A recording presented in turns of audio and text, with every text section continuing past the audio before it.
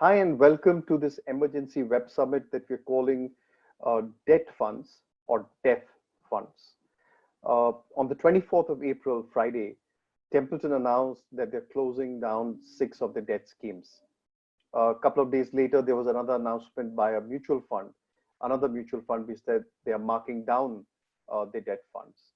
And this sort of triggered a ripple, a shocking ripple across both the industry and the investor. The industry, of course, because I think their practices over the years, which were not sustainable, as you learned today, finally broke down, and they were clamoring for a rescue package, a bailout, whatever you may call it. For the investor, for you, it's even more critical because over the years, a lot of you have moved money into debt funds. It gave you better yield. Not just yield, I guess, it also gave you the liquidity, which AFD may not have had, and there were other advantages. But at the time of buying, you may not have been aware of the risk you were taking or the risk the mutual fund was taking and not telling you about. So today, we're going to delve deep into this episode and also try and answer the question on where you should be investing your money today when it comes to your safe portfolio. My guest today is Ajit Dayal. Ajit is the founder of Equity Master and founder of Quantum Advisors. Quantum Advisors is a sponsor of Quantum Mutual Fund. Now, I know what some of you are thinking. He's an insider. He's sponsored a mutual fund. His company sponsored a mutual fund. And you may be right. But consider this.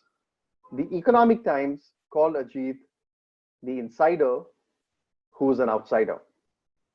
Others have called him a maverick, just because he did not fit in well with the ways he was running his fund as compared to the others. And I should know this because I worked with Ajit for 25 years, and over the years Ajit's been warning about all these sort of crises which are getting hidden.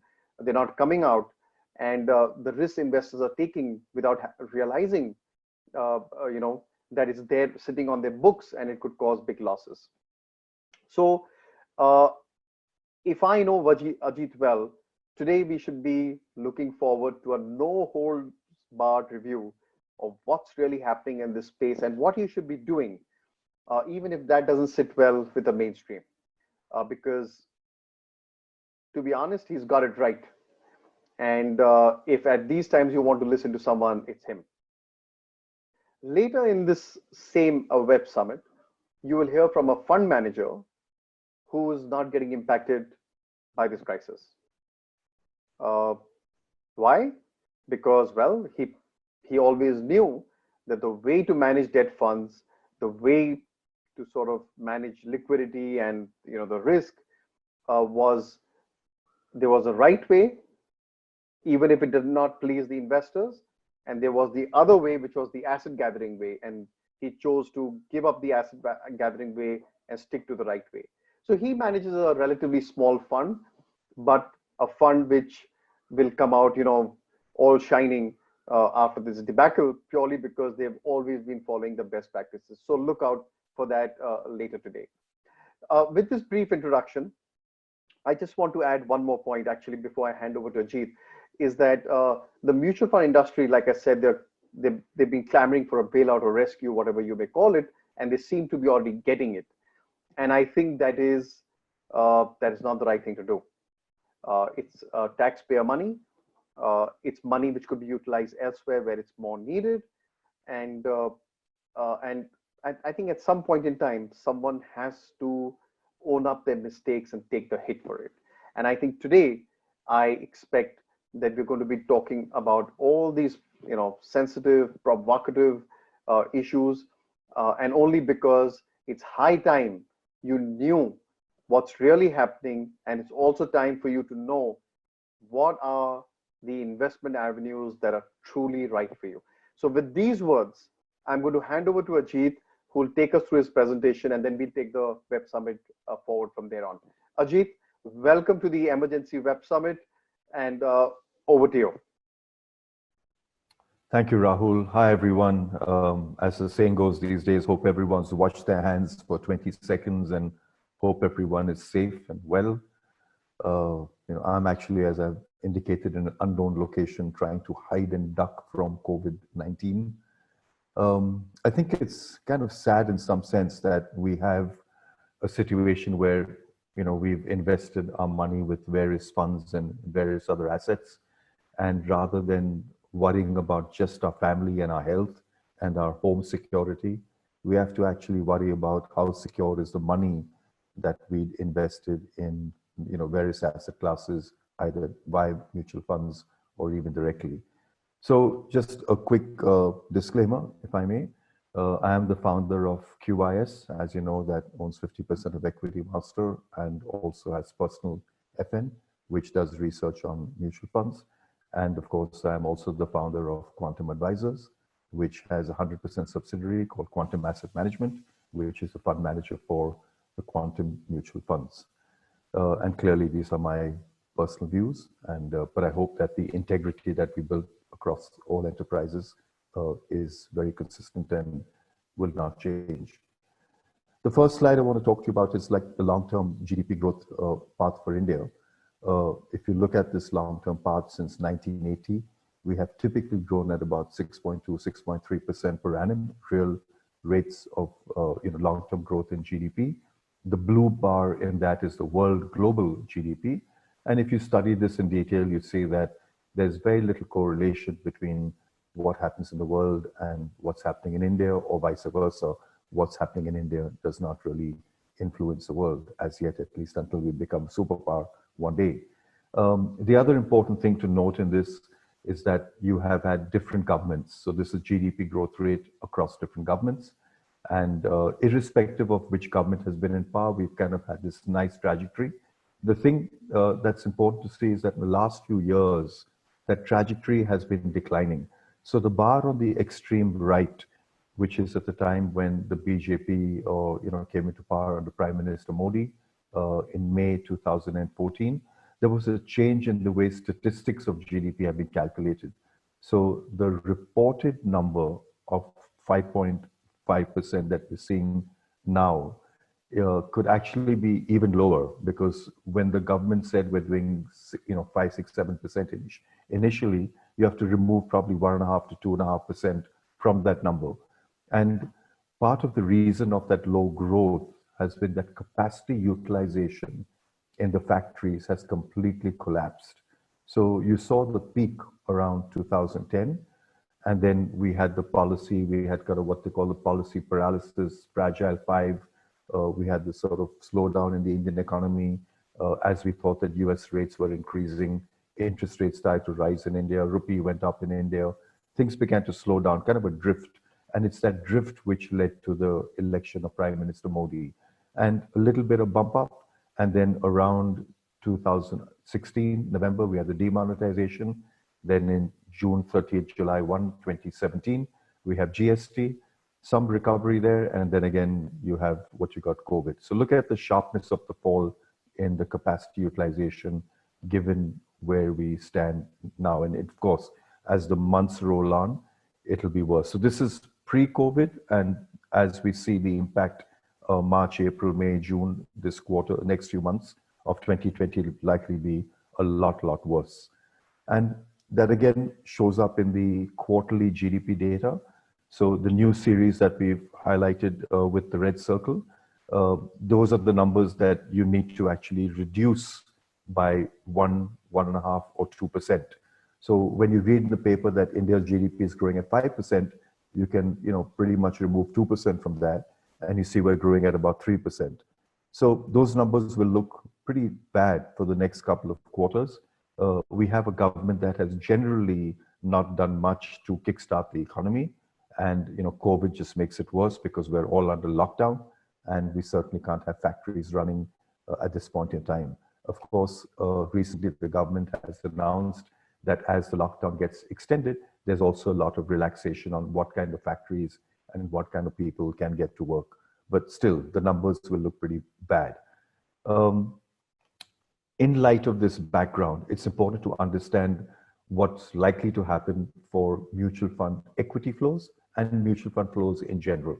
So on the equity fund flow side, extreme left, you had from 2004, 5, 6, You had the brick story, which kind of peaked around 2007 and 8 was the Lehman crisis. And then when stock markets fell, mutual equity funds, equity mutual funds, which were missold in the brick environment, they kind of destroyed a lot of capital of the investors, of the trusting investors. And then you had this entire sort of withdrawal. The red is redemptions from the mutual fund industry. Prime Minister Modi comes a huge amount of hope, and look at those numbers. I mean, it's fantastic. If there's one great win of the Modi regime since 2014, it's that they brought huge amount of confidence back into the market, and you're seeing that in the mutual fund stuff. So that's a number to watch. It's important because in the last 2 decades or so, since 2003-4, it's really been the foreign money which has driven stock market returns, or stock market had risen because of foreign money flows. What we've seen in the last few years, again, since 2014, is that the local money has been far more than the international money. So we're talking about debt, because keep in mind that foreigners can also invest in debt markets. So you'll see flows of that also interrupting what may happen on the debt side. But equally important on the equity side, keep a lookout for that as to what local money is doing, because foreign money will probably be suspect of all emerging markets, including India, for some time till there's some more clarity on how everyone emerges out of COVID. Moving to the immediate problem we have at hand, we've seen multiple fund managers on multiple TV channels effectively misleading the public. They're talking about this as a black swan event. That's rubbish. A black swan event is something which is unexpected. And I've traced back the history of the mutual fund industry, which began in 1993. And I've listed all the events that have caused a dislocation in global and or Indian markets. So whenever there was a global dislocation, there surely was an Indian market dislocation. And there can be instances like demonetization, which are just an Indian market event, which of course do not destabilize the Western world or the global markets. So over the last 26 years, we've had 17 dislocations, and maybe 4 were unexpected. So, 9/11, when you had the airplanes destroy the World Trade Tower and the Pentagon, etc., that clearly was unexpected. SARS, when you had another virus that came out of China in November 2012 and ended in June 2013. So that China virus also was unexpected. And then you had demonetization in November 2016. In fact, pretty much the same day that President Trump was elected as the president in the US elections. That was totally unexpected and probably one of the worst policy disasters in Indian economic history. And now you've got COVID. So you've literally had 4 black swan events. But to talk about, for example, the economic slowdown in India, that's not a black swan event. That was expected, given lack of government policy from 2014-15. The economic slowdown was expected to some extent. And given the fact that we've got a very, a very sort of Western cowboy banking system and NBFC system, many of the bankruptcies that you've been reading about, whether it's IL&FS or whether it was Day One Housing, those were expected. Real estate has been in a mess since even before demonetization and got even worse after demonetization. So these are not unexpected events. These are events that, I mean, anyone who's done an MBA or CA or CFA should have understood where the markets are going, should have understood where the economy is going and expected these events. So what's happened is you've had generally low interest rates for the last, for the last decade or so. There was a spike in interest rates, as we saw just prior to the IL&FS bankruptcy. And then again, you've had the long-term government bond yield decline. So barring this spike in interest rates between 2016 and 2018, you've generally had interest rates come down.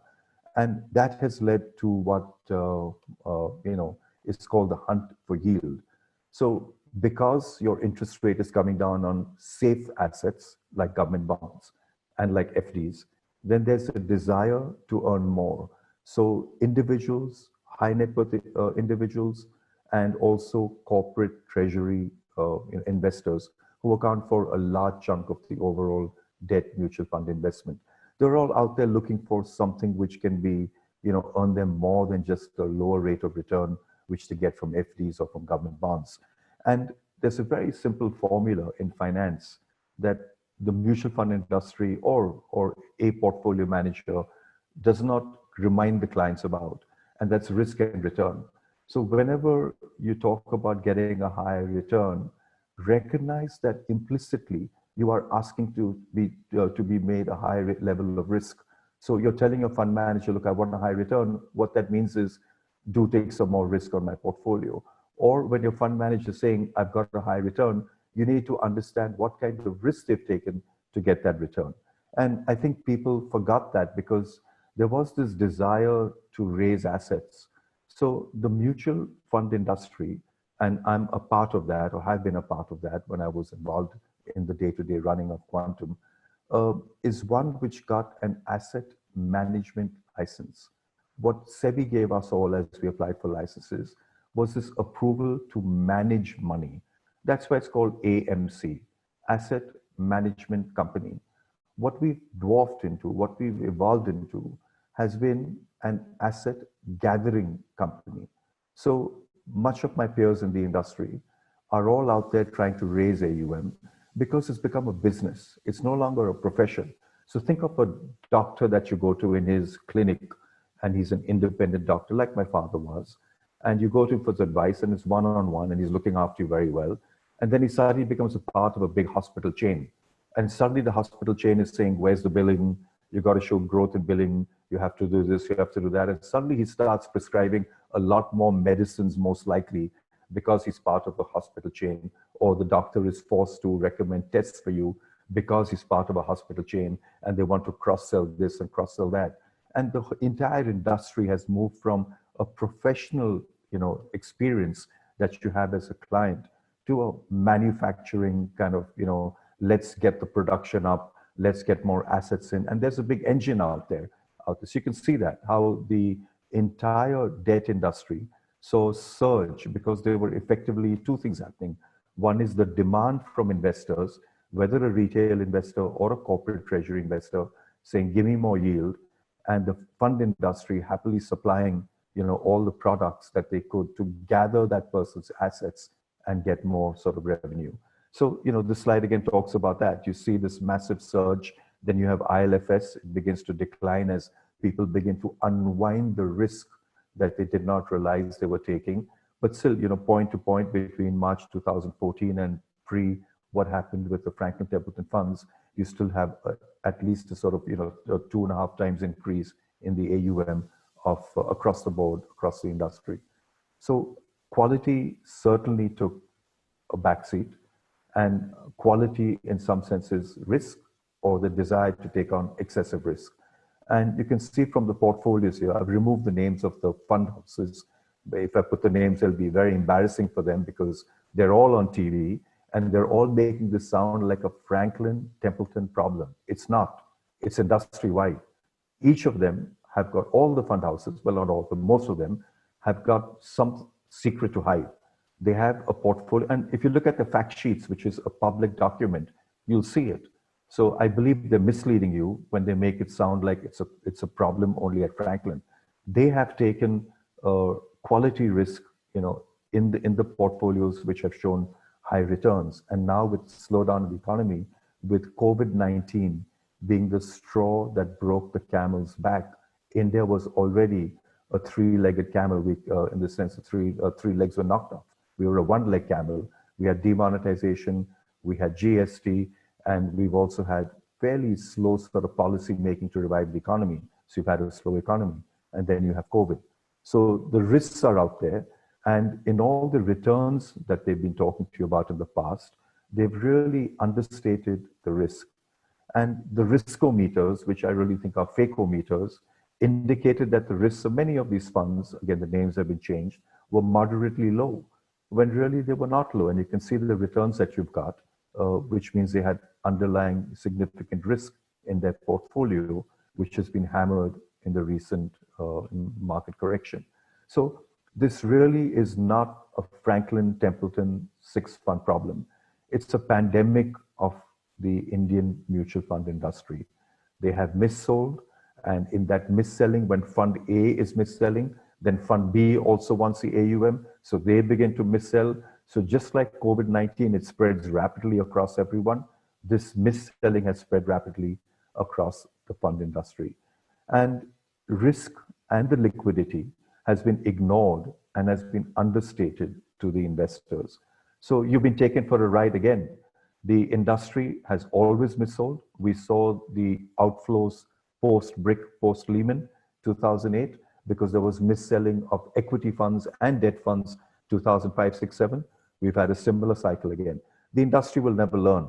You know, they believe their license reads asset gathering industry, asset gathering company. They don't believe that they are part of an asset management industry. They believe that they're literally out there to gather assets. So just to give you a kind of a sense again, if you look at the leverage, so they've got bad quality paper. On top of that, they've taken leverage in the portfolio. They've borrowed against the paper to try to enhance their returns. And they don't have the cash to actually pay out people. So there's a significant amount of risk in the underlying portfolios. It is absolutely impossible, and it is extremely unfair to expect a retail investor to be in a debt fund and to understand all this. Corporate treasurers have a difficult time understanding risk. Corporate treasurers have been so stupid about the calculation of risk that they have forgotten that you must look at the underlying portfolio and you must look at the underlying capacity which is there in every fund to figure out whether you should or should not invest in a fund. They look at the top size, they look at the size of the AUM of the fund, and they say, okay, if Fund A is 1,000 crores, I should not be more than 10% of that fund. So then they will put only 100 crores in that fund. If Quantum walks up to them and says, hey, my fund is 200 crores, they say, well, I only want to be 10% of your fund, so I'll put in 20 crores. Now, when they're putting 100 crores, for example, in Fund 1, look at the risk they're taking. What they need to understand when they dive down is what is the depth and breadth of the underlying securities, not the AUM on top. That's just the wrapping paper.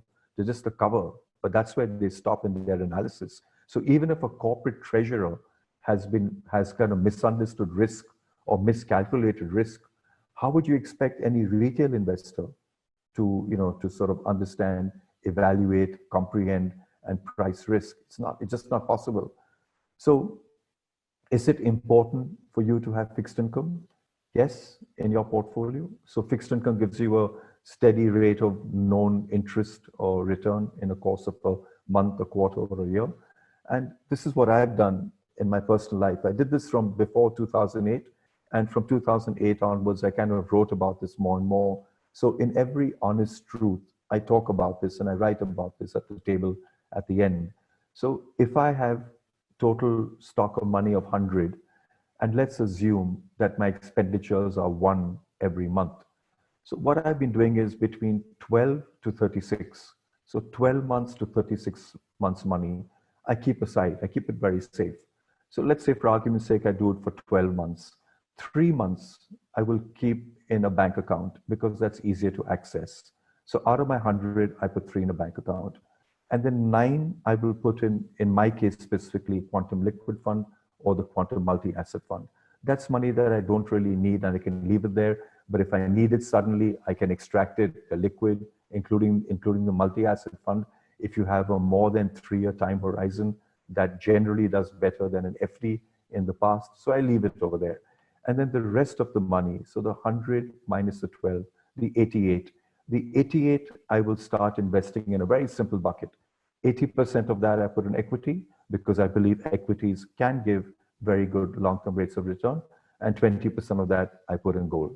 So with that very, very simple formula, I've sort of prevented any global or even any local event from disrupting my lifestyle or disrupting the way I would like to spend my money. And of course, when things get bad, I will adjust my costs and I will remove any unnecessary costs, any unnecessary expenditures. But in general, that's what I end up doing. So it's a very simple formula. And I encourage people, and again, this too is at the bottom of every honest truth that I write. I encourage every investor to take a piece of paper or take your mobile phones, look at the calculator section there, and start doing a very simple calculation. And at the time of COVID, this is so important because many people are sitting at home. They are unsure when they emerge out of COVID, when lockdown is completely over and we get back to work, is my company still going to be around? Is my job still going to be around? Is my salary going to be increased? Is my salary going to be decreased? This is April, right? Everyone expects a salary increase come April, start of the new financial year. And here we are at home with many, many people unsure and uncertain whether they have a job to go back to, what's that salary going to be, and how long will my company last.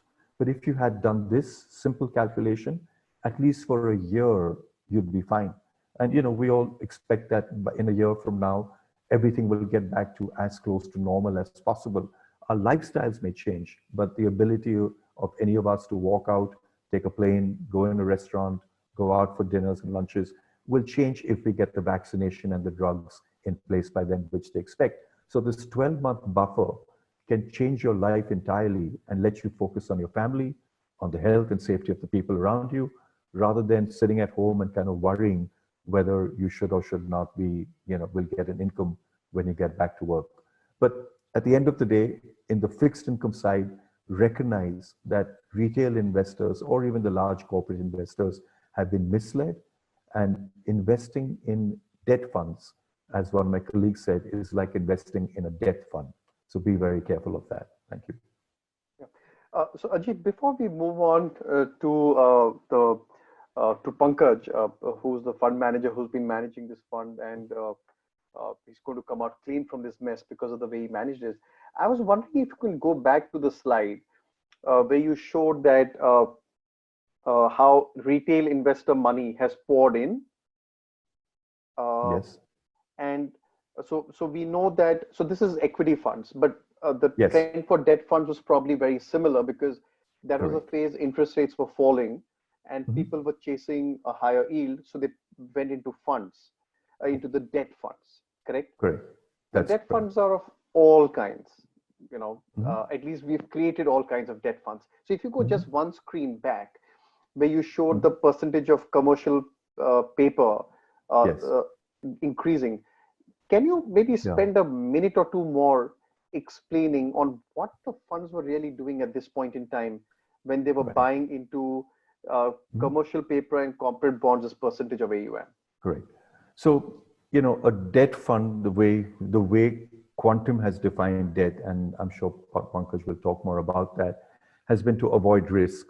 And when you start issuing commercial paper, when you start taking CDs from corporates, from private sector corporates, you're taking risk. So there is risk, whether you like it or not. There is a higher risk of Tata or a Birla compared to the government of India. The government of India can print money to get out of debt, which has other repercussions. But Tatas or Birlas cannot print money. And then if you go up the curve of risk again, if you take on more risk and you start giving loans to real estate developers, or you start giving loan to me, Ajit Dayal, private limited or whatever, the risk levels goes up increasingly. Mm-hmm. And therefore you demand a high rate of return. So by taking on more of this commercial paper, more of the corporate bond paper from listed companies, unlisted companies, you're Mm-hmm. increasing your risk. So clearly, if the government bond rate is, for example, 6.5%, and if I want to borrow money as Ajit Dayal corporate bond, issuance number one, repayable in the next 5 years, I'll probably be willing to pay 12% or Yep. 14%. And the fund manager is excited. Wow, Ajit's going to give me 12, 15%. I can put that in my portfolio. And if half my portfolio is things like Ajit Dayal Private Limited, I can show a much higher rate of return. But look at the risk they've taken in that. They're not Yep. showing you what the level of risk they've taken in some Mm-hmm. sense when they show you the return numbers. That Mm-hmm. riskometer doesn't really tell you anything. I Yep. remember at some point in time, the Quantum Dynamic Bond Fund had the same risk level as the Franklin funds that have gone bust or that have been closed down and now will Mm-hmm. go into kind of a measured redemption mode. So Yeah. it had the same riskometer, and the Quantum Fund portfolio is completely different. it never ever has any private sector debt. Whereas the Franklin Templeton funds, as we've seen, were loaded up on sort of individual private sector debt, including loans to people like, Ajit Private Limited or whatever dream I may have had, and gone to them and, placed my paper and collected money at a high rate of interest, but with huge risk. Yeah. So there was money chasing a higher yield, and the mutual funds basically, in a large chunk of the mutual funds, I guess, in their desire to gather assets, created a product which would give the higher yield. But like you said, and I wanted to emphasize that point, what they may not have very clearly explained, that higher yield came with a higher risk. Correct. So they were probably thinking this is debt, it's a replacement for my FD, but it was not really, because they were buying AA paper. And correct me if I'm wrong, and we need to move to Pankaj then, but when the Federal Reserve started buying AA paper recently, didn't people effectively say that they're now into junk territory because the risk associated with AA is so high? That's right. I mean, basically, that's what's happened in the US, and now that's what's they're trying to fix that and make that in India too. But yeah, but the Fed has started buying paper of corporates in the US, which is, they're not supposed to do that, but they're doing that to get the system to work, to kind of unclog the system, which is frozen up, and it started freezing actually towards the end of last year. So the Fed is doing that, and there's again, every time something goes wrong, the fund industry goes with hat in hand to SEBI, to the Ministry of Finance, to RBI, and says, bail us out. I remember so vividly because I was there in that meeting. There was a meeting after the Lehman collapse, and at that time I was running Quantum Mutual Fund, so I was there for that meeting, which was an amphi meeting. And the group asked the then chairman of SEBI for a bailout. And his answer was, why should I bail you out? You guys collected all those nice fees on the way up while you were mis-selling, and now the markets have come down, you suffer. Why should I have to pay you? Suffer, yeah. And effectively what he was saying, without really saying it, was, and that's the same situation today, all of you all have got great salaries, great bonuses, great ESOP plans. You've ridden this gravy train. And now when things are bad, you're coming to the government, which is the taxpayer. The government, we own the government. Don't forget that. Every individual in India is a shareholder in the government. All the monies, all the assets lying with the government of India are not owned by the government of India. They're owned by us in fractional shares. So if you think of it that way, they are going, and they did that then too. Most of these mutual fund houses are owned by large banks or large finance companies with great connectivity to New Delhi. They're powerful people. So they flew up to Delhi, went to RBI, they got their bailout. They got their bailout in 2008-9. And that bailout was a little different because the government bond market had frozen. So there was some excuse to move that. This is private sector credit risk, and they're asking the RBI to come and bail them out by buying junk, which we as taxpayers effectively, or the nation as taxpayers, or even individuals don't pay tax, own the RBI, they own the government. So we have to pay the bill, while these guys have ridden the entire gravy train yet again. They'll never learn. The only answer, in my view, is that SEBI should remove their license. If they've made a mess in this, maybe SEBI tells them, okay, fine, no more fixed income funds for you. You're shut down. You want to take a bailout from the RBI? You're shut down from the fixed income fund market. That's the only way they'll learn. Otherwise, every cycle, it'll get worse and worse and worse. And they'll come on TV and they'll lie and they'll mislead you and say it's a black swan event. It's a black crow. There are millions of crows in India. There are millions of fund managers out there who will do wrong things to make money for themselves and leave the bill on your lap. That's what they're going to be doing year after year, cycle after cycle.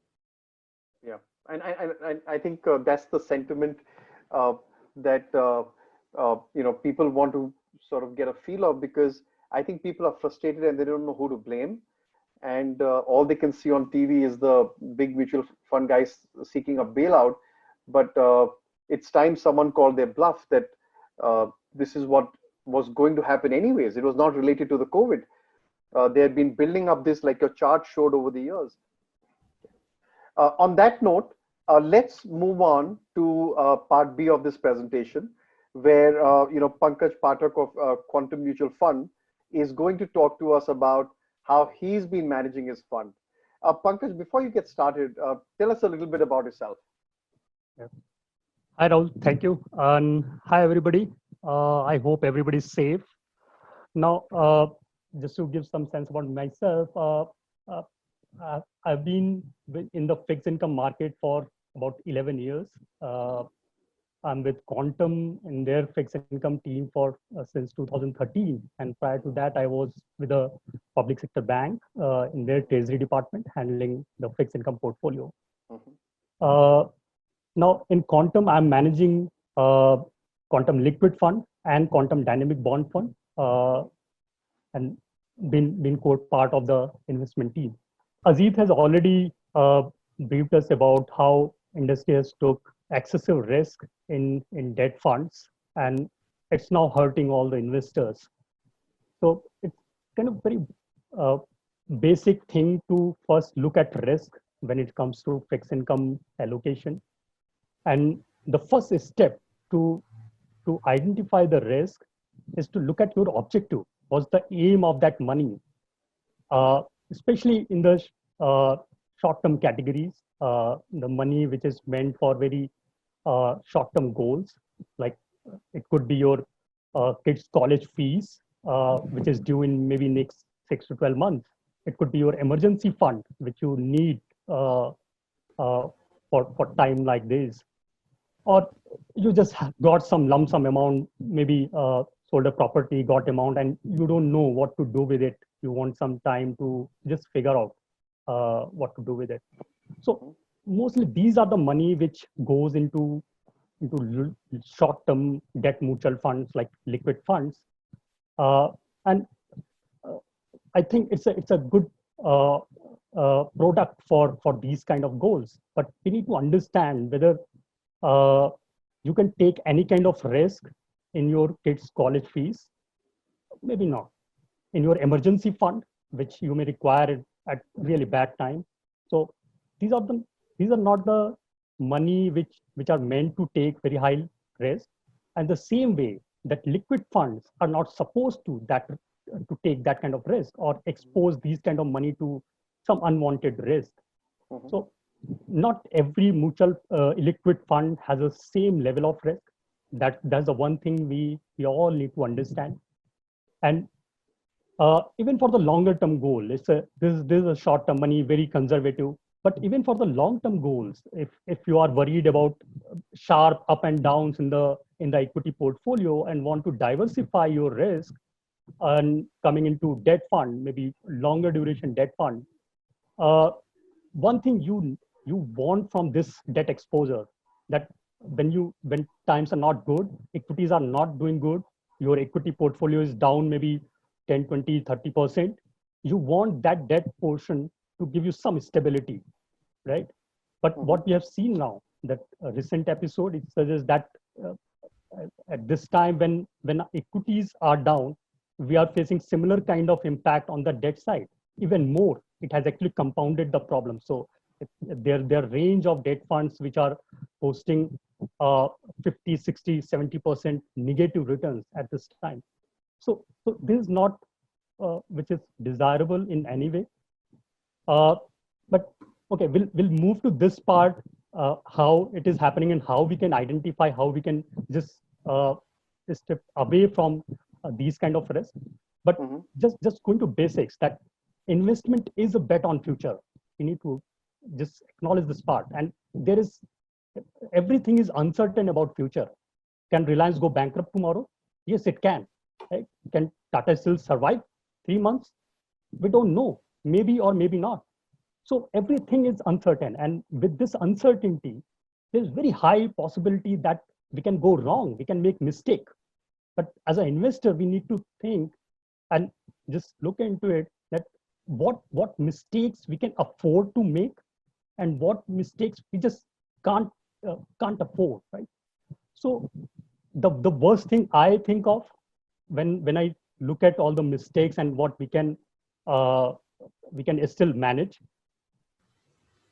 we can manage most of the risk what are associated with the debt fund investment.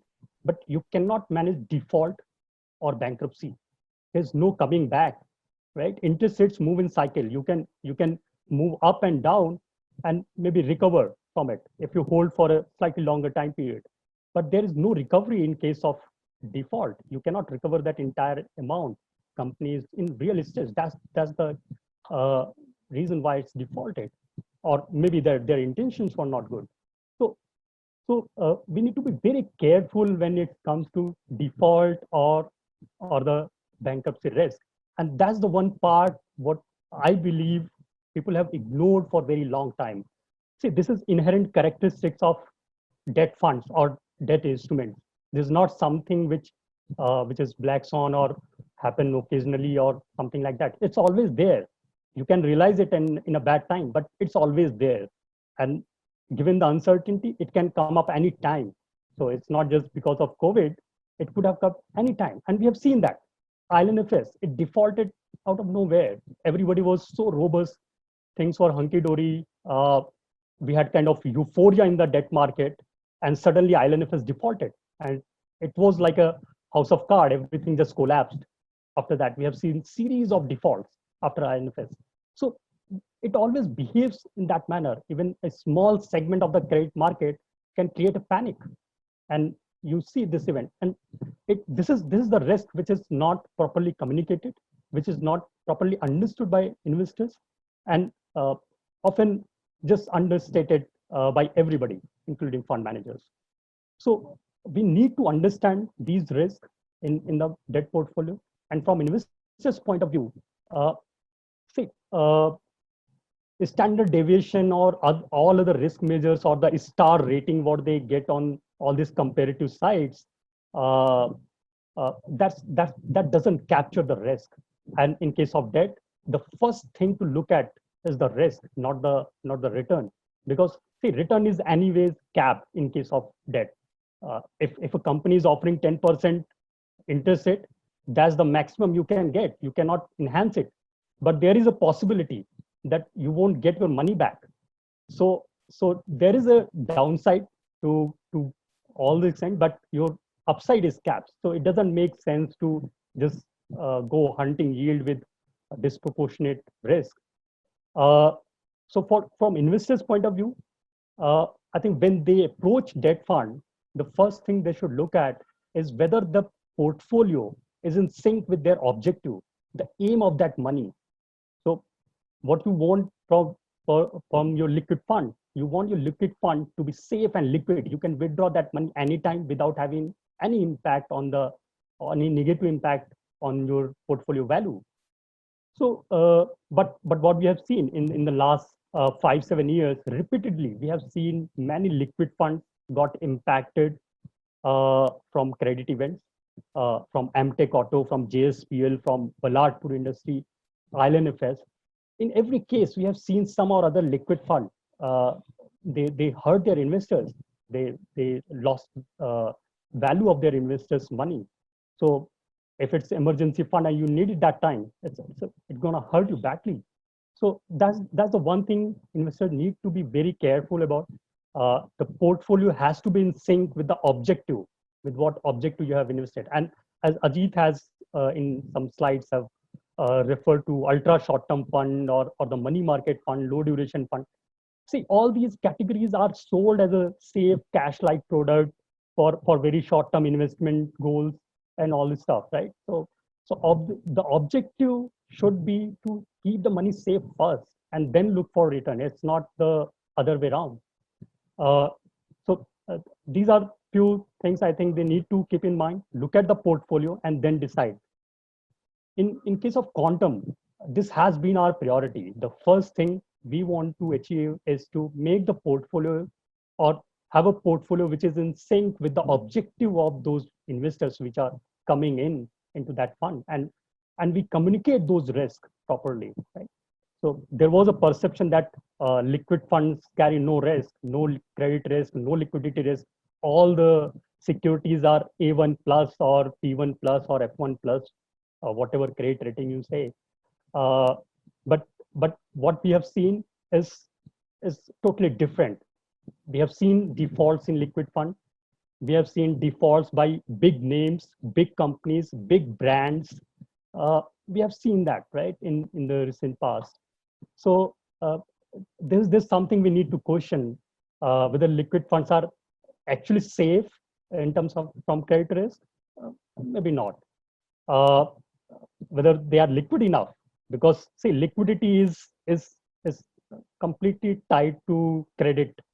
So if you are holding lower rated company, lower rated or some poor credit profile companies, uh, there won't be any secondary market for that. If people doubt the credibility of the promoter or the financials of the company, uh, they will not be willing to buy, right? On the other hand, in case of government securities, you find everybody is willing to buy government securities. So liquidity is directly linked to credit. If you are trying to go for higher yield and investing in lower rated companies, you'll actually compromising on liquidity, and that you're not supposed to do, especially in liquid fund or ultra short term or all these categories. So we have seen that credit liquid funds took all these risks and they impacted our investors. Even that rating scales, that triple A's or A1 plus. Remember this, what we quote in liquid fund, A1 plus, is it doesn't mean that company is actually triple A rated.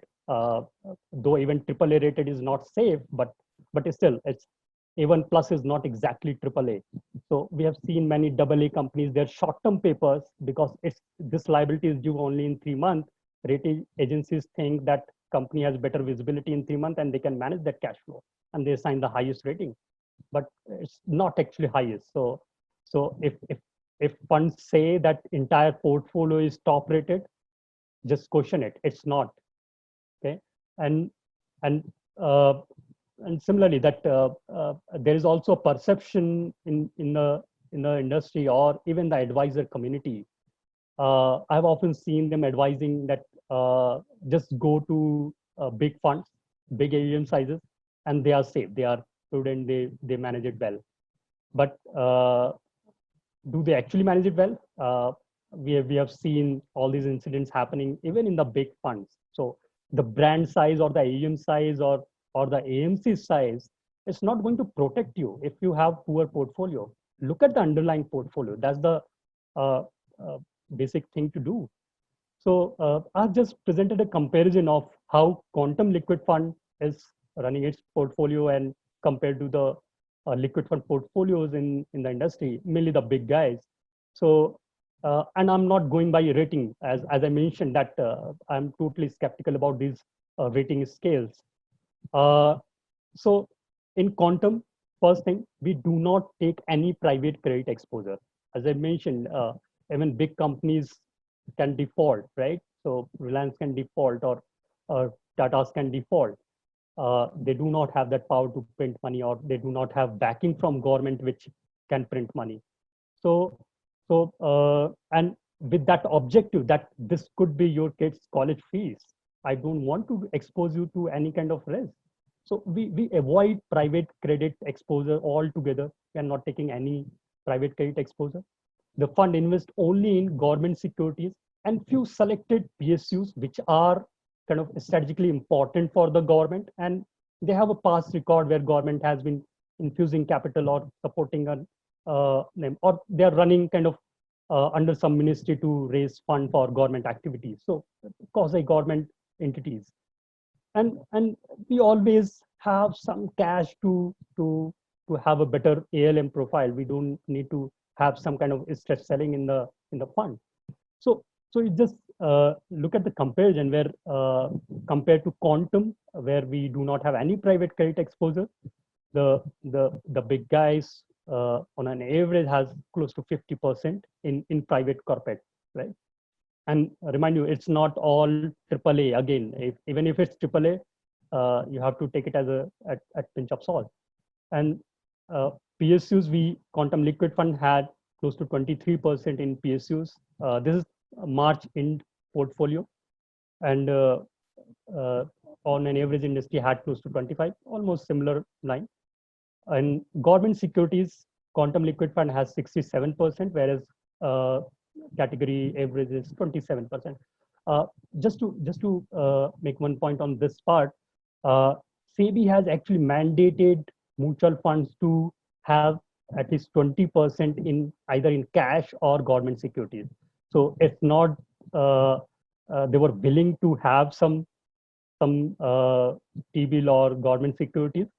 It was actually mandated by SEBI after we have seen all that event happening after ILNFS and all this fiasco.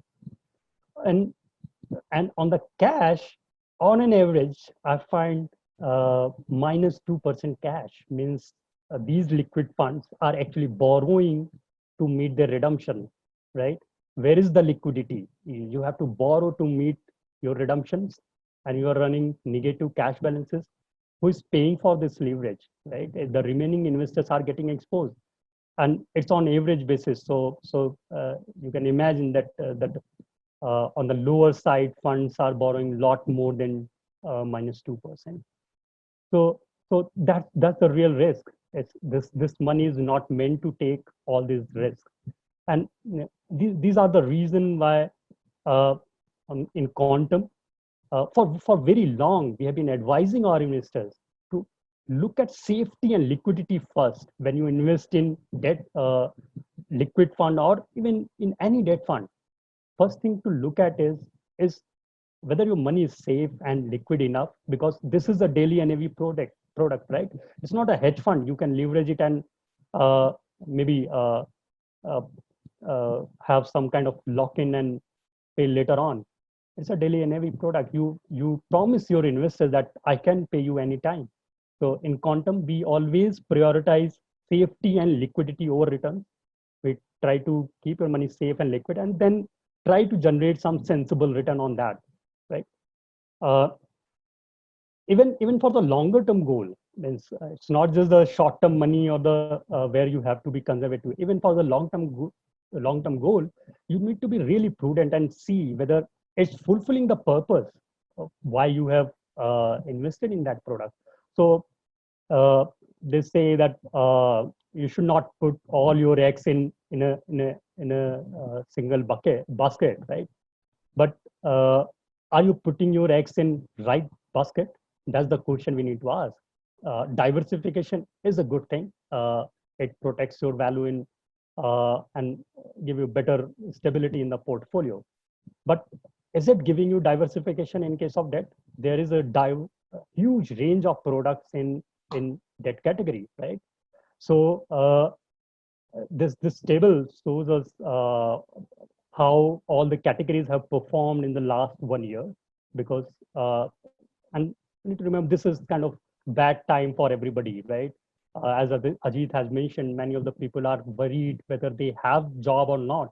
Maybe they have to live on this money, on this portfolio, and at the same time you have a negative portfolio in equity. You lost value in your equity, right? So if you look at our multi-asset fund, we always advise investors to have some gold exposure, and that's the reflection that is reflected in this part. In last 1 year, gold is actually up by 47%. So in bad time, you see this kind of insurance from gold. On the fixed income side, usually when economy is not good, the tendency is that interest rates and inflation will go down, and you'll see debt funds doing well. But do all the funds do well? No, that relation, all the debt funds are not linked same way to economy as there is a kind of perception, especially from an investor's point of view. Now, the credit funds or companies which are kind of in poor state or just living on the brink, they usually face very tough time when economy is not doing good, and especially this time they had this shock. They had a kind of euphoria before ILNFS, and everybody rushed to the bond market or the CP market, where they were getting cheap funding compared to banks. So and mutual fund loaded all these instruments, debt instruments. But when economy is not doing good, and it's even before the COVID, it's not related to COVID. Even before the COVID, you remember economy was not in good shape, and the corporate debt market, lower rated corporate debt market was in freeze even before COVID. It's not just now that liquidity has dried up. It was in that state for 1.5 years now. So when economy is not good, your equity portfolio is down. At the same time, you're seeing a negative impact on the your debt portfolio, which is kind of carrying very high credit exposure, very invested in low rated debt, and was posting very high return uh, uh, uh, prior to ILNFS. Now they are kind of struggling. And see this red row for the A category credit risk fund, that -6% is the average of the category, right? So all funds are not taking the similar kind of risk. And uh, it's a category is kind of moderating the impact. But if you look at the funds which were kind of best performing and were 5-star rated and attracting most of the AUM, they're kind of down 30, 40, 50%. So you can now just imagine if gold is not there and your equity is down and your debt portfolio is down 30, 40, 50%, and you are kind of worried about your job, means you have problem from everywhere. So ideally you should pay for it in the good times. You just prepare for it. Don't forget this part in good times. This is inherent characteristics of debt. There's not something which is coming now and it will go away. It's always there, and you'll feel it in the worst of time. So be aware of it. On the contrary, quantum dynamic bond fund, which invest only in government securities and few selected PSUs. Even in dynamic bond fund, we do not take any credit risk. The idea behind this product is to manage interest rate risk, not credit. So as I mentioned, when economy is not doing good, usually what happens, interest rates, inflation goes down and interest rate goes down, and good quality bonds, especially government bonds, they tend to benefit from it. And we have seen that in case of dynamic bond fund, which has posted 14% return in the last 1 year, and kind of tried to offset some of the negative impact on the equity portfolio.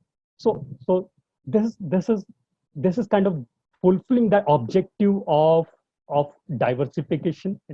It's providing some stability. So on the right hand side, the total portfolio return, if you see, in case of credit risk fund, is -5. It's -5 because I have included gold, which has given 47% return. But I've seen many of the investors who think gold is a unproductive asset. But remember, this is insurance. You have to pay for it, and you'll get the benefit when you need it most. So this the impact is actually lowered because of gold. It could have been worse. Whereas in dynamic bond fund, despite such negative return is such a large part of your portfolio, you are still able to generate positive kind of return in this year, in this bad year, right?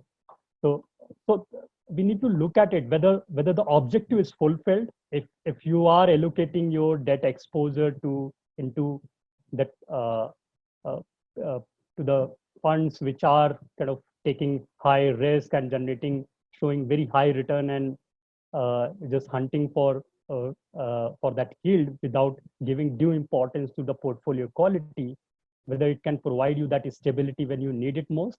That's one thing investors need to ponder about. Just because I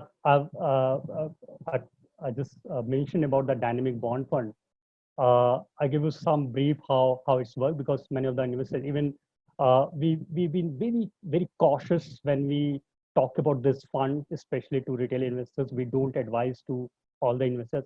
And for long, you can check the history, and regular followers of Quantum would know every time we say that this is not a product for very risk averse investor or for any short term goal. This is product which is meant for long term goals. If you are investing or ready to hold for say at least 3 years, maybe then you can look at it. If like as I mentioned, it's for your long term portfolio. If you want for diversification, this can provide the diversification. But if you want to put your emergency fund or the as I mentioned earlier goes the kids college fees, this is not the product because interest rates can move up and down, and in short term you can see even negative return on this fund. So but as I mentioned, interest rates move in cycles, so there's always recovery if you hold for a slightly longer time. So idea behind this product is uh, uh, it manages interest rate cycles dynamically, so in a dynamic way. Now, when interest rates and prices of bonds or the NAV of the bond fund are inversely related. So if interest rates move up in market, price of bond fall, and and bond fund NAVs which are holding these bonds, they also fall. But if interest rates are going down, at that time you bond funds gain from rising price of bonds. So idea is when we expect we have our macro process where we get a sense about how interest rates are going to move, any directional sense, and then when we expect interest rates to move up, we lower the maturity profile of the fund. We try to protect the value for investors, become very defensive, invest very short term instruments which we can roll over quickly. So maybe 1 year bond or 3 month bond, because if interest rates moving up, maybe 3 months after I can again redeploy at higher interest rates. And as I mentioned, it's inversely related. So, and the other part is longer the maturity, more sensitive that bond would be to interest rate changes.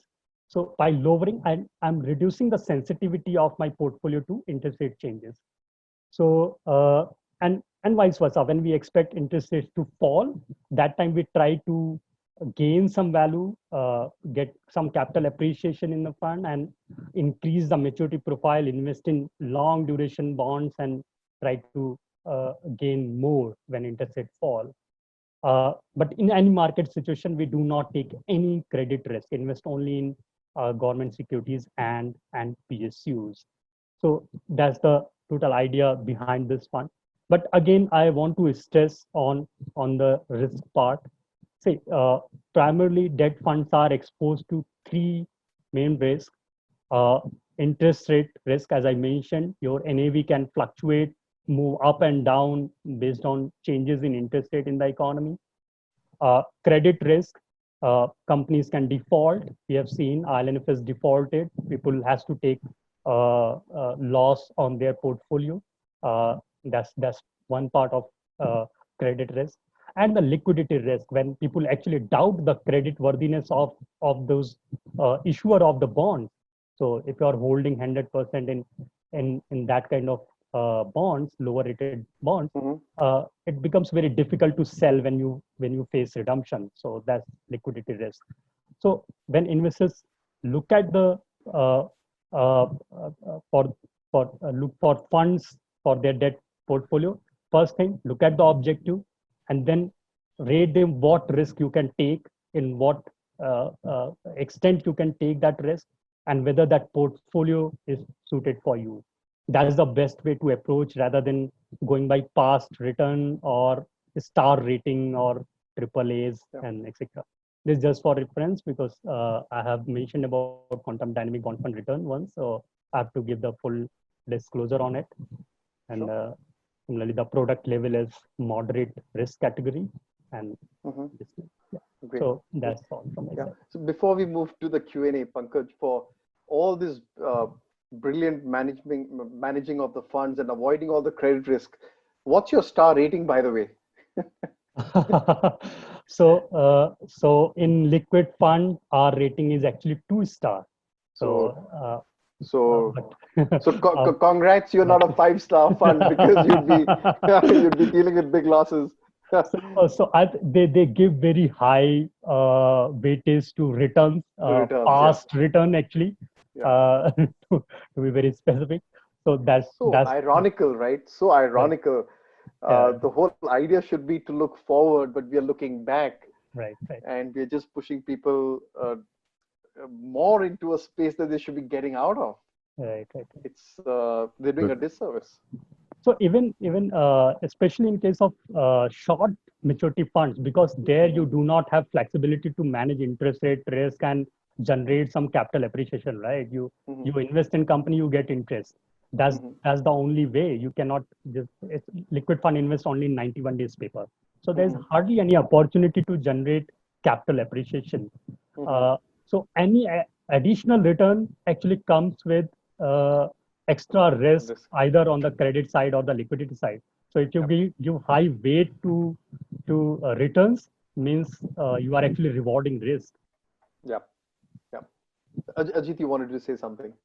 Yeah, I was just talking about the star rating system. I mean, it's really shocking and sad, isn't it, that the funds which are in trouble, generally speaking, had the wonderful 4 or 5 stars, Right. whatever they had, because the entire industry, like I said, from the fund manager to the rating agencies to those who are rating, including, we've got a company called Personal FN, which I'm a shareholder in, and they also do rating, and we try to ensure that they try to avoid recommending debt funds to retail investors. That's the first rule that we try to put in place over there after much argument. And they still want to do that. So I don't like that, but that goes on. But the fact is that no one looks at risk. And as was mentioned by Pankaj, they think of movement in the NAV as risk. That's not risk. That's just up and down. That's a mathematical formula. Volatility, standard deviation is rubbish. I've been saying it time and again. It doesn't measure risk at all. And you're seeing that today. These 4 or 5 star funds are the ones that are in deep trouble. And quantum, if you look at the funds that Pankaj is managing, they have low star, but they're absolutely standing tall and standing great, in this environment. Yeah. So I think for the viewers today, one thing you absolutely must take home is that when you see those star ratings, take it with a big pinch of salt, and they're backward looking. And like how we saw in the presentations, the composition of the portfolio is so critical. They could be saying it's top rated, but it may be holding AA. Even if it's holding AAA paper, it's private paper. It carries risk, which is far more than government paper. So I think that is very critical. And one thing which I made a note of in the presentation, one of the presentations spoke of a loss. One fund actually lost 72% of its money. Right. 72% in a debt fund. These are unthinkable numbers, and this guy is getting a bailout. And they're getting bailouts, yeah. And they're getting a 70. I'm sorry, I smiled because it's so shocking. A 72% loss in a debt fund, and we're getting away with it. Yeah. In case of debt fund, I've whenever I interact. Right, Pankaj, we're losing you. Yeah. Whenever I interact with investors, I always tell them that it's very difficult to get a real sense of credit risk. Means the diversification benefit, is it there? I don't know, because it turns systematic very, very quickly. So we have seen in case of 2008 mortgage crisis, when everybody was blaming rating agencies, what they did, they put all the crap in one box and said, this is a diversified portfolio. So maybe 1 or 2 will default, and still you have enough safety. But they ignore the part that even 1 or 2 default can create a negative sentiment, which can affect defaults from others, right? We have seen it happening. After INFS defaulted, there was entire line where means people started questioning everybody, right?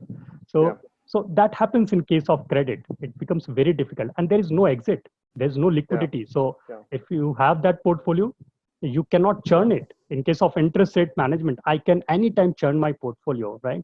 But cannot churn credit portfolio. Ajit?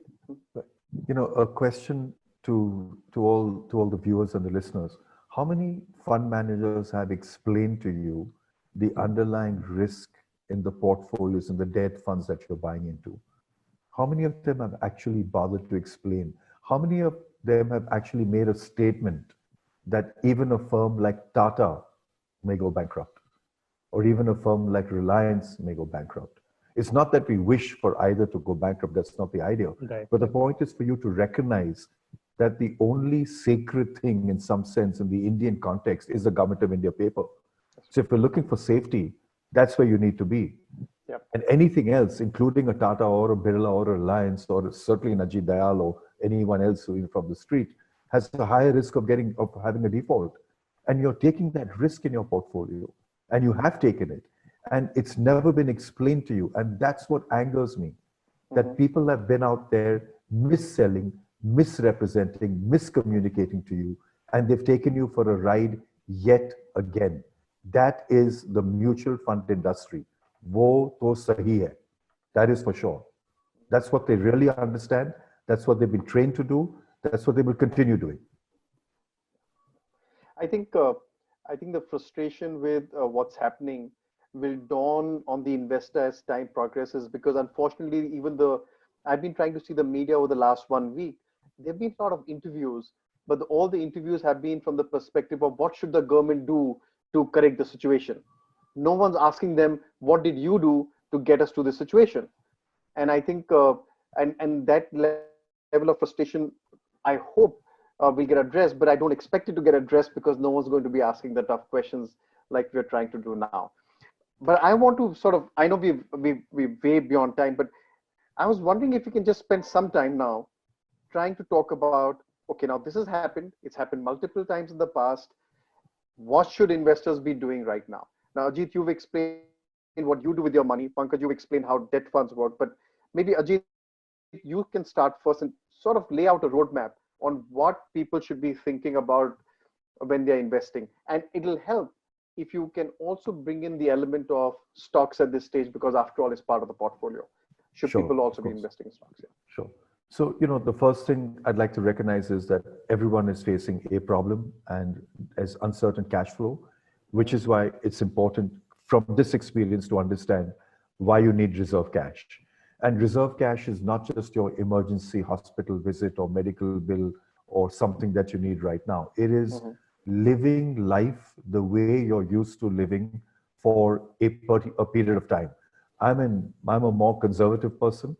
So I don't even have the quantum dynamic bond fund in my portfolio. I have the liquid fund. I'm a very conservative person by nature in terms of my investments. So therefore, I have a lot of my money, like I said, I've kept, in my case, about 24 months of money, whatever I'm spending every month. So if my expenditure every month, for argument's sake, is 1 lakh rupees, I have 24 lakhs of rupees kept aside, right, in highly safe instruments.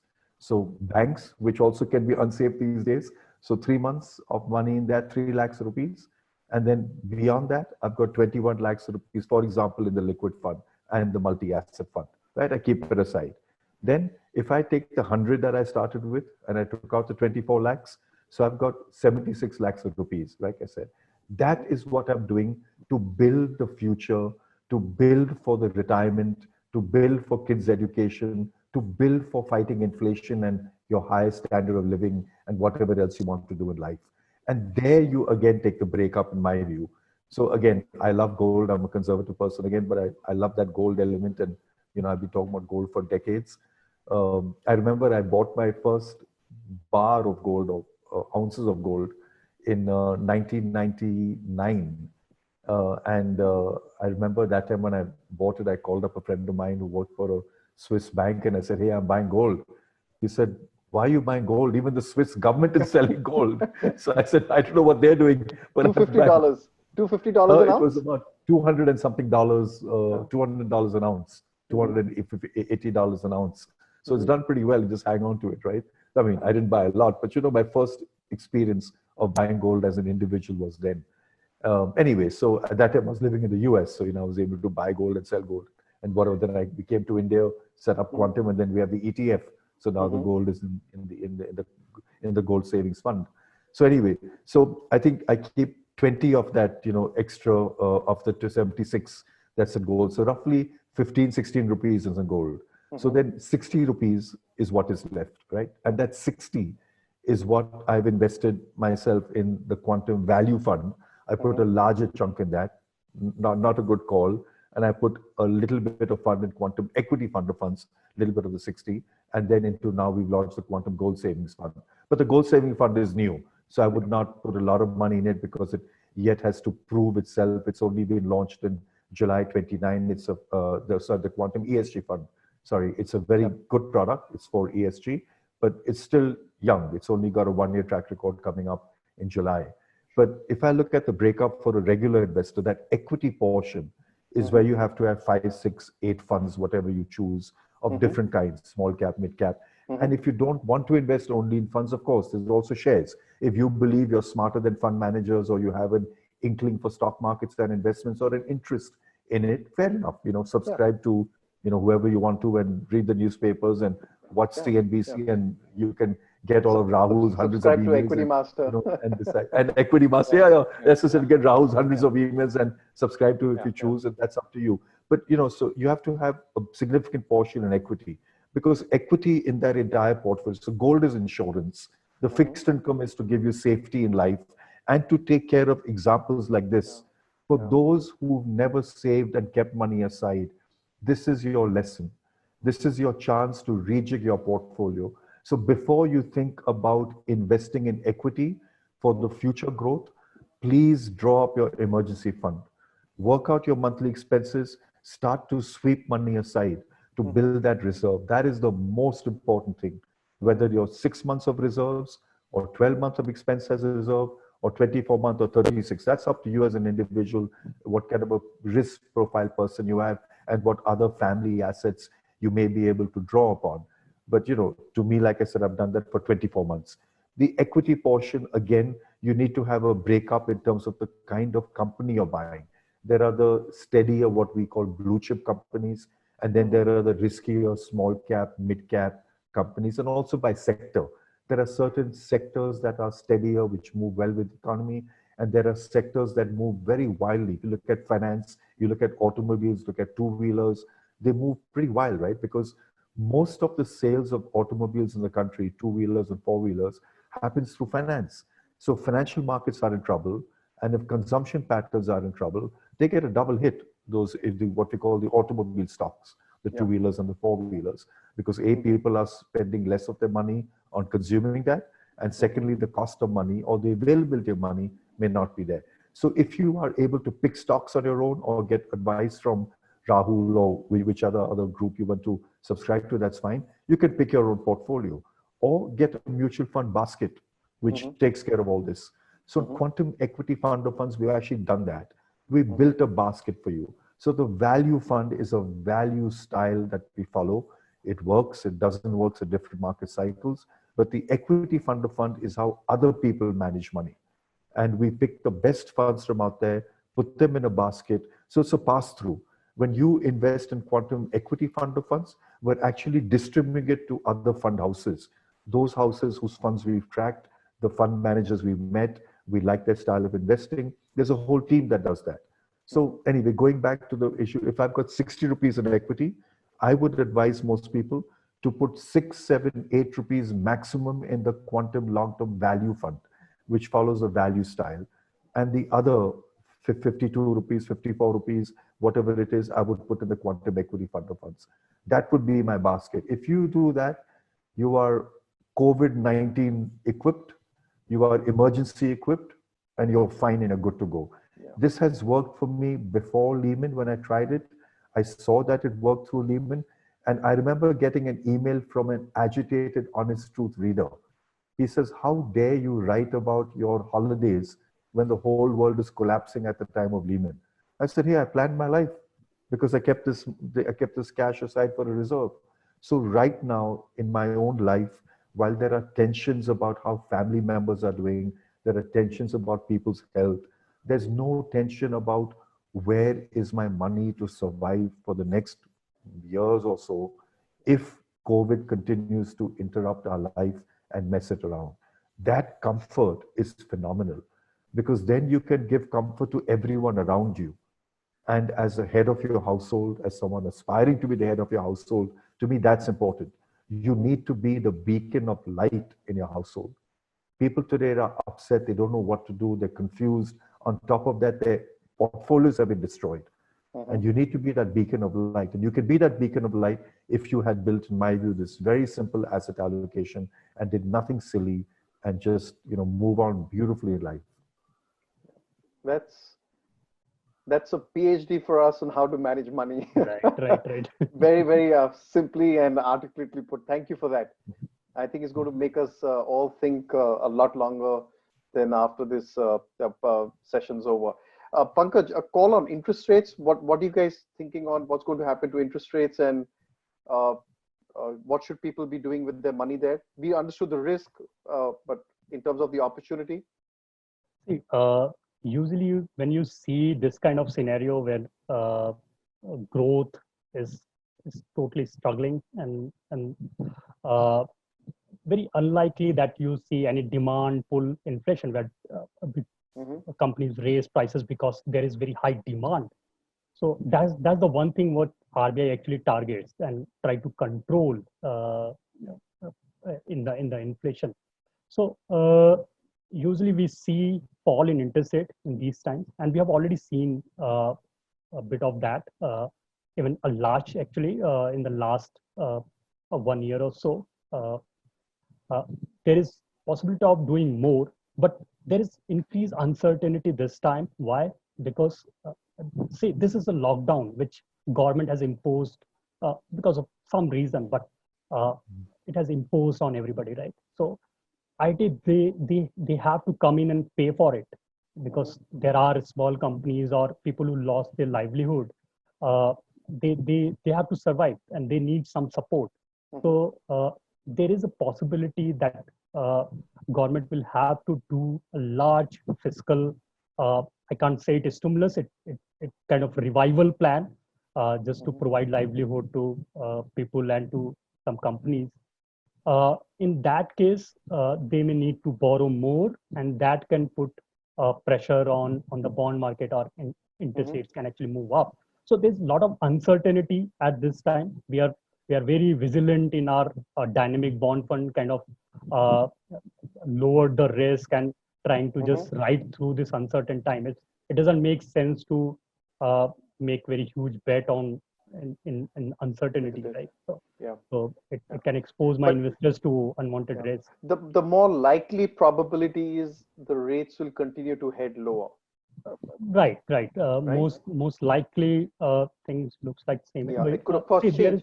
The reason, sorry, please complete. Then I'll ask my question. So even we have seen some ex-RBI governors where, say in India's case, I find all the governors very conservative when they talk about monetary policy. But this time I've seen multiple governors advocating for debt monetization. So that is on the table, right? So maybe government don't want to burden the bond market, because interest rates moving up has a cost for the economy. So there is a case that RBI can absorb that debt, and there's no pressure on the bond market. So in that case, definitely there is a chance that interest rates can go down. But there is a lot of uncertainty. But when I would go with that thought that I see higher probability of it going down. Yeah, and I think the message in this, the reason I wanted to ask that question is that because interest rates are going to go down, it'll be don't make the same mistake of trying to find a higher yield by taking yet again higher credit risk. This is so, if you did not plan, let's say hypothetically you did not plan well and you're stuck with cash which is going to yield lower and lower returns, and I think I learned this ages ago, cut your expenses. There's no other alternative. But don't end up taking more risk. Don't, Ajit, what was the phrase you used in your slide? Don't trade up the yield curve. Is that the phrase? Hunt for yield. Don't hunt for yield. Yeah. Don't hunt for yield. That's the debt terminology. That's what the debt guys say. Hunt for yield. Just raise your hand. Say, okay, I made a mistake. I'm going to cut my expenses. Whatever I'm going to do, but don't take on more risk, please. Final question to you, Ajit. How do you see the COVID situation playing out in the context of the Indian economy? Final question. Okay, so I've written a couple of articles, honest truths on this, but my gut feel is that the government has not handled this well. So I think the lockdown was a great decision, but the fact that no one in government even recognized that we have migrant labor and the impact on them is absolutely a complete failure of thought process and planning. And while there was a lot of discussion of Lakshman Rekha and don't leave your place, and that's a fabulous analogy to explain to Indians the dangers of crossing the Lakshman Rekha, but no one said who's going to bring Sita, money and food. If Sita can't go out, who's going to get her food? And if Ram and Sita and whoever else are within that Lakshman Rekha, if they cannot leave that place, then they're going to starve. So the government has done a disaster by not planning for it. And now it seems that a national problem has been left to the states to handle. So a lockdown was obviously imposed without any discussion with any chief ministers and without any planning, as we can figure out, for migrant labor. That is now spilled over to the state level for them to handle it. So I think the crisis is still unfolding, in my view. And I was on a couple of calls with some NGOs who work in the sort of underprivileged or the slum areas, and there is shortage of food and there's shortage of money across those areas. So maybe with this partial lift up that's happened recently from yesterday onwards, or from May 4th onwards, that'll start, maybe that'll make things a little better. But I think the impact on the economy could be significant. So this is not an official quantum view. This is my kind of exercise of thinking. I think we could have a 5-7% decline in GDP for the year 2021. I think the government has to spend anywhere between 2 to 4% of its GDP on just looking after the poor people in the country. And we see the data now from Narega, and all the filings have gone through the roof. Yeah. And they need to come out with plan to put money into the hands of maybe about probably anywhere up to 100 million households. They have to send 10,000 rupees a month for X number of months. Whether that X is 3 months or 6, we don't know. And that's why I say from 2% to 4%. And they have to send them food. That's the most important thing. Then on top of that, you got all the companies that have been hit. So companies, some internal studies that were done by the Quantum Group, and now what we're saying in the press, most companies do not have money to survive for more than 6 months at the very, very max, just to pay salaries. Forget their other costs, interest, rent, and everything else. They don't have money to survive for more than 6 months in a zero revenue basis. So there's this joke going around on WhatsApp that most people's monthly income was more than that of Maruti sales in the month of April, because Maruti's revenue was zero. No car was sold or bought. So everyone who earned something did more than Maruti. But Maruti has hundreds of crores of costs every year, even though they have no debt. And many companies in India have debt. So that data to me means there's a huge amount of rescue that's required to be paid to companies so that they survive, right? Not the rescue for the mutual funds who did something wrong. These are companies who've been hit by, literally from their perspective, a black swan event. The mutual fund industry deserves all the pain that it gets, and take away the license separate. But a company manufacturing steel and cement, how do they get blamed for a black swan event like COVID-19? So there's a lot of rescue that's required. And to that extent, the government has to print money, And to me, it's something which they have to do. And there's normally a three-leg thing, right? You have inflation and interest rates, and you have your currency. And to me, the government has to worry about the people, has to print money, has to control the sort of pain across rural, semi-urban and urban India, poor urban India and corporate India. And to me, the rupee is the one that will take the hit. I've been wrong on the rupee so far. In fact, recently last week, it strengthened a bit. But I would just assume that the rupee will take the hit and everything else will kind of take care of itself. So of the three-legged stool, it'll be the rupee that will weaken. But it's going to be very, very painful. And the government better move quickly. They're doing nothing. I mean, on a relative scale, compared to Australia, compared to the US, compared to everyone else, they're doing nothing. They have to wake up. I mean, You can clap hands and you can bang thalis and you can light candles and now you can have the Air Force flying jets. That's all very sweet and nice. Get something done. Get moving. I mean, I don't know what they're waiting for. More deaths, more disaster, more suicides, more starvation. What are they waiting for? They have to move. Mm-hmm. Do you have a number for the rupee in mind? Where do you think it's headed in the next 6 to 12 months? I don't want to scare anyone, so I keep quiet on that. Well, I mean, to me, on a very rough basis, right? In any case, even today, if you look at something called the real effective exchange rate of the rupee, which is a theoretical number based upon trade baskets of the rupee around the world, the rupee is overvalued by, up to 20% from where we are today. Okay. So, and the range is normally 95 to 105. So 5% undervalued, 5% overvalued. So there's a 15% knock just based upon the theoretical RER, real exchange effective rate, to the actual market. But but not so could it get there? Yeah. Could the rupee go to 85, 90? Yeah, it could go there. Yeah. But so that's fine. The rest of the country has to survive. Yeah. Even more important for everyone to keep in mind that you have to have some gold in your portfolio because that's like a hedge against the currency. So on that note, Ajit and Pankaj, thank you very much. Been an enlightening session. I think of course, we've learned how to manage money. I think what the bigger lesson today is how to avoid a loss. And that's by studying what is the underlying and not, going by the catchphrases and the size and the brands. And I think that is the absolutely most important thing to take care of. So on that note, thank you very much to you both. Thank you so much. Thank you.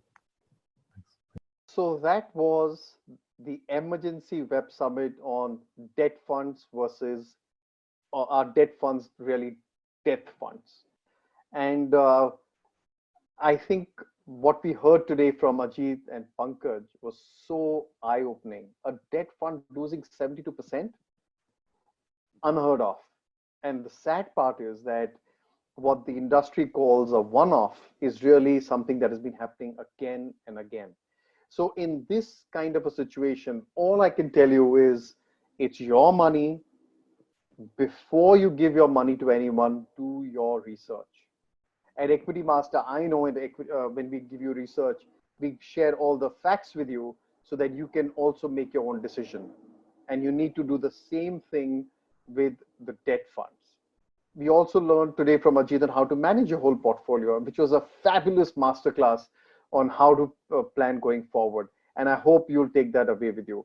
Now, I have put some links below this video. They're already apparent. They're already visible, where you get a chance to call a quantum advisor and understand from them what is it that they bring to the table and how they can help you.